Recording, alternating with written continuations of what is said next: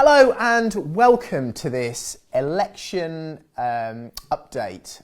Clearly this morning we've all woken up to having the news that we've got the same Prime Minister, which is probably very good for us property investors.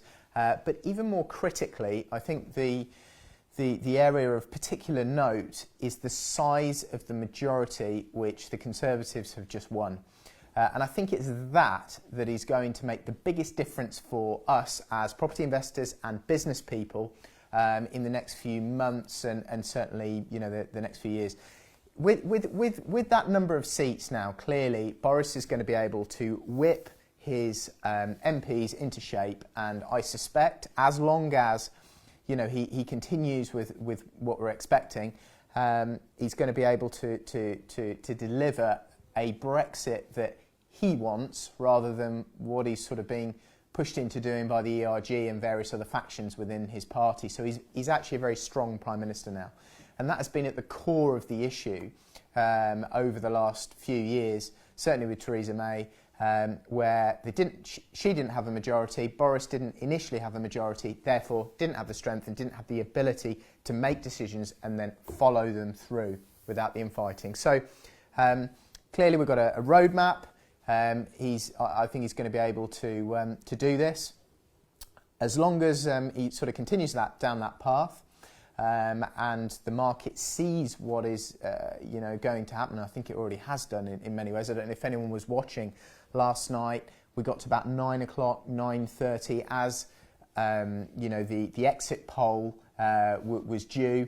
The sterling went down to about 1.3 against the dollar.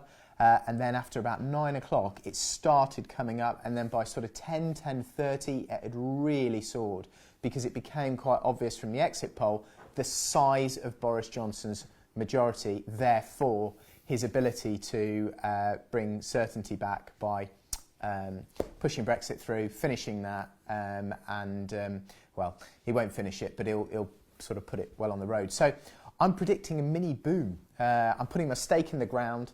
I think 2020, not initially, but once it becomes clear that there is stability and there's more certainty about, because that's the key, the certainty about the direction that we're headed. Once that comes back and people really sort of feel that, I think you see the Purchasing Managers Index go up. I think you'll see GDP, certainly towards the latter part of next year, start to pick up. And I think house prices are going to lift. I really do.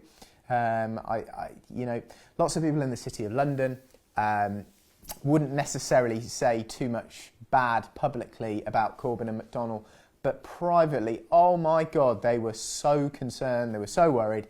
The banks, the big investors, there's all these foreign investors on the outskirts who've been waiting to invest, but they've been worried about A, Corbyn, and B, this Brexit uncertainty.